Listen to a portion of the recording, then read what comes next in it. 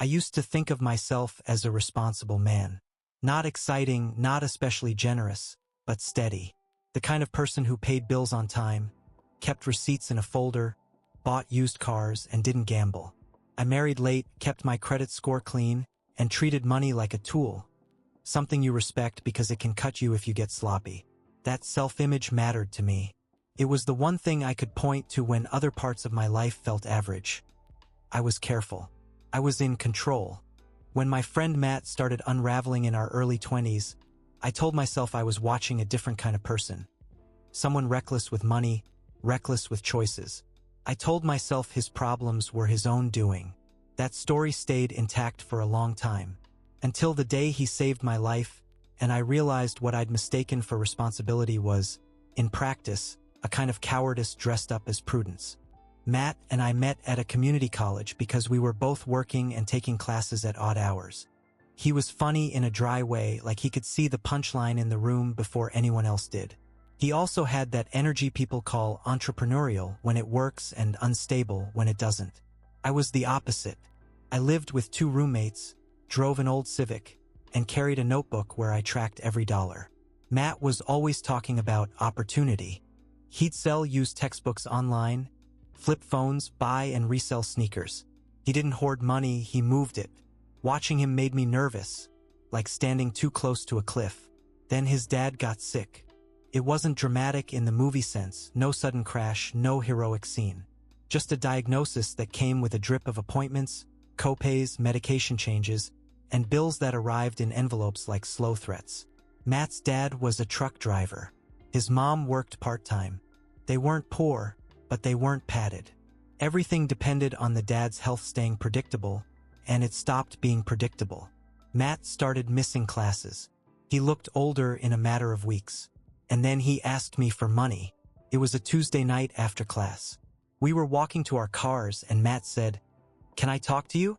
He didn't ask casually. He asked like he'd already rehearsed being humiliated. "I'm short," he said. "Just for a month or 2. Dad's meds are... It's a mess. I need 1,500. 1,500 wasn't an unthinkable number, but it wasn't pocket change either. For me, at 22, it was rent and food and the small emergency cushion I'd built by refusing a lot of little pleasures. I told him I didn't have it. That was the first lie. I did have it. I had more than that because I'd been saving like a person afraid of catastrophe. But I heard something else in his request. Risk. If I gave him money, I might not get it back. If I didn't get it back, my control would be exposed as fragile. I didn't want that. I said, "I'm sorry, man. I just can't." Matt nodded slowly. He didn't argue. He didn't guilt me. That almost made it worse because it gave my refusal a clean exit. "Okay," he said. "I get it." Then he added quieter, "If you could co-sign, even just to lower the interest." "No," I said too quickly. I can't do that." He looked at me for a long moment and I could see him deciding where to store that information about me. "All right," he said, and walked away. I drove home telling myself I'd done the mature thing. I told myself I wasn't responsible for his family's medical bills. I told myself that giving money doesn't fix structural problems. All of that was true in the abstract. None of it was true about why I said no. Matt found money somewhere else. He always did. The month after I refused him, he showed up with a newer car. Not new, but nicer than he'd had. He said he'd worked out a deal with a cousin and a dealership. I didn't ask questions. I pretended it wasn't my business. He stopped coming to class. I heard through mutual friends that he'd started working nights at a warehouse and doing side stuff. Side stuff meant whatever kept him moving. We drifted. It wasn't a dramatic falling out. Just the slow fade that happens when you don't show up for someone at the moment they find out who you are. A year later, I saw him at a gas station.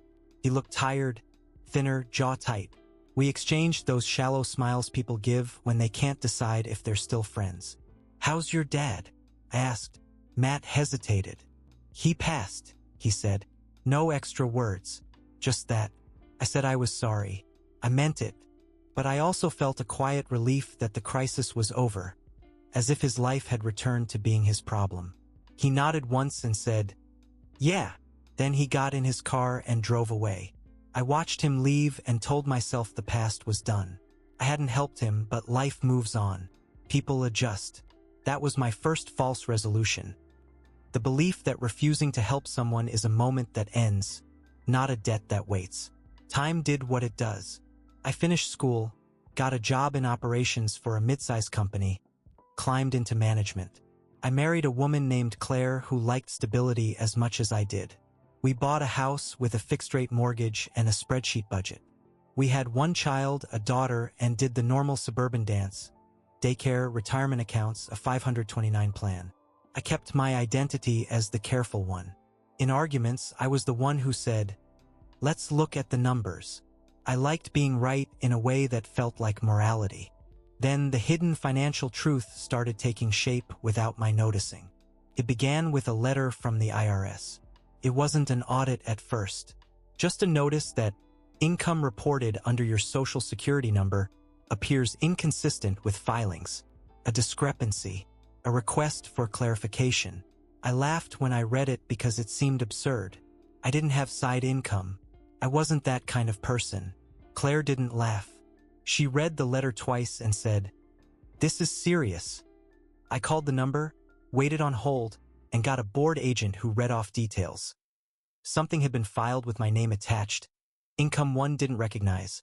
A business registration I'd never seen. I felt my chest tighten. Not fear of punishment, exactly fear of losing control. The next weeks were paperwork hell. I requested transcripts, filed identity theft reports, froze credit. I spent hours on hold listening to cheery music while my stomach stayed clenched. Then I pulled my credit report and saw it. 2 personal loans opened in my name. One for $18,000, one for $32,000. Both delinquent. Both listed with addresses I didn't recognize. Claire's face drained when I showed her. "How is this possible?" she asked. "I don't know," I said, and meant it. But even as I said it, my mind started scanning my history for weak points. Someone had my information. Someone had my social security number, my address history, enough details to pass verification. I thought of old roommates. I thought of employers. I thought of the shredded mail I sometimes didn't shred. Then, in a separate section of the report, I saw something else. A vehicle lien under my name. A car financed through a dealership in a county 3 hours away. Claire stared at that line and said, "We need a lawyer." I told her we didn't. I told her we could handle it. I told her the system corrects mistakes. That was denial wearing my favorite costume. Competence. The lawyer was the first person who said the quiet part out loud. "This looks like someone who knows you," she said. "Not random." She asked if anyone had ever borrowed my identity details. Anyone I'd given copies of my license to. Anyone I'd co-signed for. Anyone with access to my mail. When she said co-signed, I felt my throat tighten. It was a physical reaction before it was a thought. "No," I said quickly. "I've never co-signed for anyone." She looked at me without judgment. "Then you should think about who could have gotten the information anyway." That night, Claire and I argued.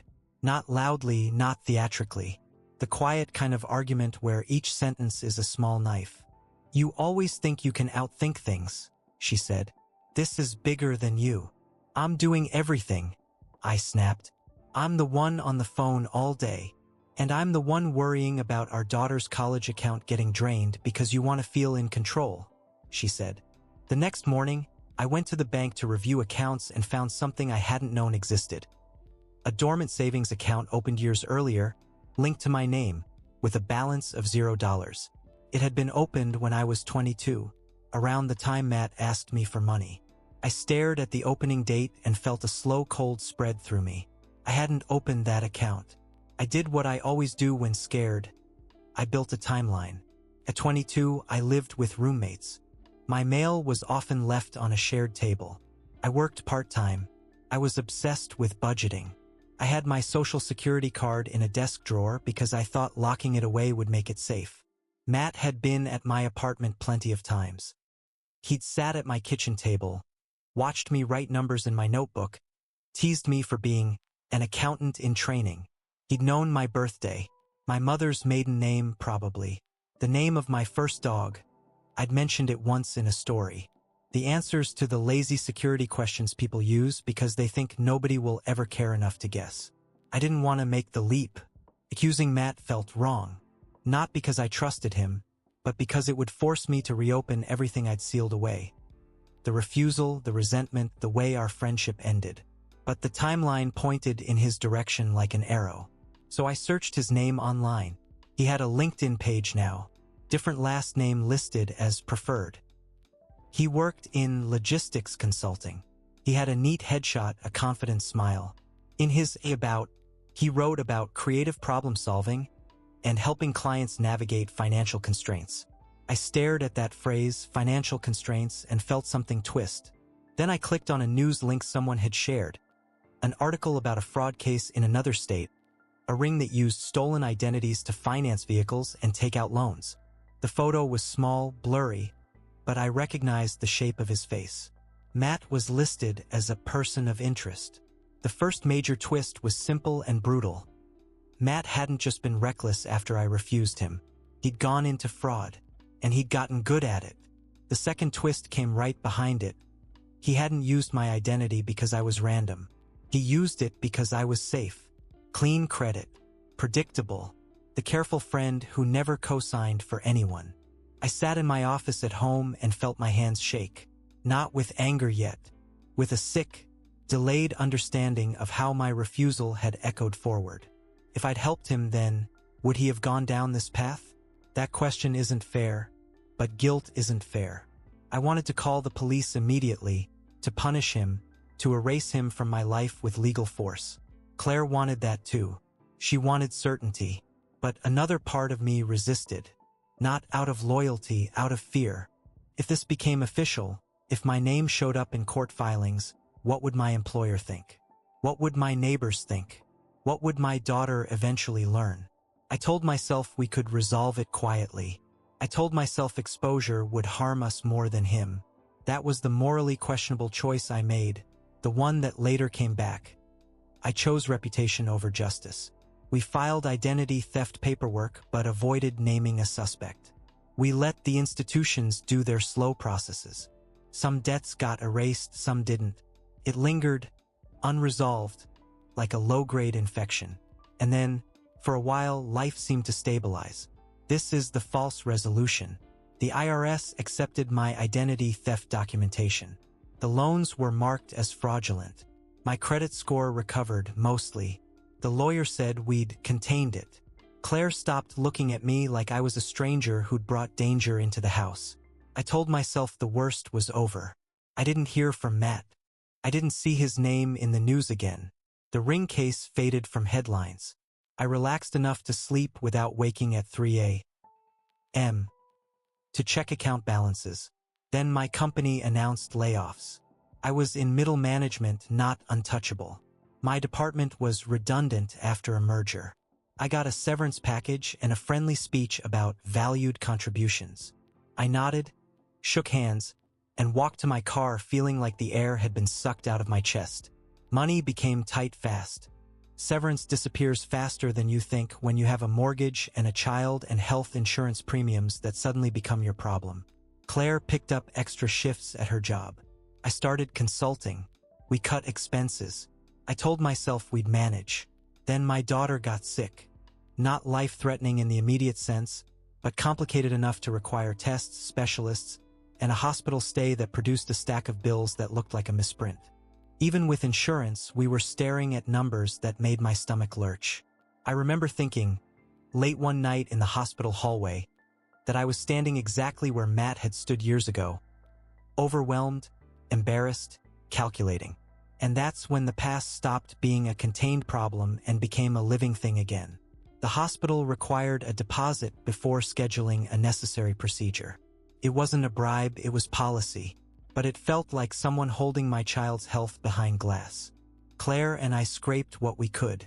We emptied part of the emergency fund. We moved money from the 529 plan, hating ourselves as we did it. We called family. My parents offered what they could, which wasn't much. Claire's parents were strained too. We were still short. I was in the parking garage staring at my phone, trying to decide which credit card to max out, when an unfamiliar number called. I almost ignored it. I answered because I was desperate. "Marcus?" a man's voice said. Took me a second. Then I recognized it, older but unmistakable. "Matt," I said. My mouth went dry. "I heard," he said, "about your job, about your kid." "How?" I demanded, but my voice wasn't strong. He exhaled. "Small world. I keep tabs. You do too, apparently." My stomach turned. "What do you want?" "I want to help," he said. I laughed, sharp and disbelieving. "Help? I know what it's like," he said quietly. "You don't. Not really. Not until now." The words hit harder than any insult, because he was right. I had judged him from a distance. Now I was close enough to smell the fear. "I can wire you money," he said. "Enough to cover it." I felt something like nausea. "Why would you do that?" There was a pause, and then he said, "Because you didn't." That was the third major twist. The friend I refused, who later stole my identity, was offering to save my child, or at least save my finances from collapsing in the middle of a crisis. I should have hung up. I should have called the police. I should have refused anything from him on principle.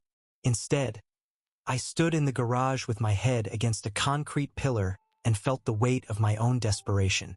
"Is this a trap?" I asked. "No," he said. "I'm not asking you for anything. I'm not asking you to forgive me. I'm not trying to be your friend again." "Then why?" He hesitated. "I saw your kid's picture once," he said. "On your wife's Facebook. She looks like you. And I thought, I don't know. I thought about my dad. I thought about how I begged you. And I thought, if I can stop someone from feeling that, maybe I can breathe." His voice sounded tired. Not dramatic, just tired. I wanted to scream at him. I wanted to thank him. I wanted to deny that I needed him. Instead, I said, "I can't take stolen money." He didn't laugh. "You think all money is clean?" he asked. "You think your company didn't lay you off to make their numbers look good? You think the hospital deposit is moral? Money's money. It just chooses different hands." That sentence made me angry because it contained too much truth. I told Claire about the call. Her face went hard. "Absolutely not," she said. "We are not taking money from him. We might not have a choice," I said, and hated myself as the words left my mouth. "There's always a choice," she said. "You just don't like the cost." We argued in whispers in the hospital room while our daughter slept. Claire said accepting his money would put us under him again. It would teach our daughter the wrong thing if she ever learned it. It would haunt us. I said we were already haunted. I said moral purity doesn't pay for anesthesia. In the end, the decision was mine because the call came to my phone, because I was the one who had history with him, because I was the one who had refused him first. Matt wired the money the next day. $35,000. It landed in my account with a generic description, as if it were a payroll deposit. I cried in my car afterward, alone. Not out of gratitude exactly, out of shame, out of relief, out of the sick recognition that my responsibility had brought me to a point where I accepted salvation from someone I'd helped push into the dark. The fourth twist arrived in the email notification from my bank. The wire originated from a business account under a name I recognized from the fraud article. Matt wasn't reformed. He was still inside it. My daughter's procedure went well. She recovered. We got through the immediate crisis with the kind of exhausted gratitude that feels like coming up for air after being held underwater. Claire didn't speak to me much for a while, not because she didn't understand why I did it, but because understanding doesn't erase disgust. There are some compromises you can't unmake once they happen. Then, 2 months later, federal agents came to my house. They were polite. They showed badges. They asked if they could come in. They sat at my kitchen table, the same table where my daughter did homework, and they asked me about a wire transfer. They knew about the envelope I'd never named. They knew about the fraudulent loans. They knew Matt had contacted me. It wasn't because they were brilliant. It was because money leaves trails, and when you accept it, you step into those trails. I tried to explain. I tried to tell them about the hospital, about the deposit, about panic. One agent nodded like he'd heard the story 100 times. "We're not here to arrest you today," he said, "but we need your cooperation." Cooperation. That word made my stomach drop. It meant choices again. It meant cost. They wanted me to wear a wire. They wanted me to set up a meeting with Matt. They wanted me to help them build a case. I asked what would happen if I refused. The agent looked at me evenly. "We can't unsee what we know," he said. "And we can't pretend the money didn't move." I met Matt in a parking lot outside a strip mall, the kind of place neither of us would have chosen if we weren't both trying to avoid being seen. My hands shook as I held a coffee I didn't want. I didn't wear a wire. Couldn't. I told the agents I'd cooperate with information but not with entrapment. That was the line I drew, and I'm not proud of where I drew it. Matt looked older than 40. His eyes flicked constantly, scanning. He smiled when he saw me, but it wasn't warmth. It was recognition of shared damage. "Your kid okay?" he asked. "Yes," I said. "Because of you." He nodded once like he didn't want credit. "Good." I told him the agents had come. I told him they knew about the wire. I told him he needed to disappear. He stared at me for a long moment and then said, "So you're warning me?" "I don't know what I'm doing," I admitted. I couldn't be the reason you go down."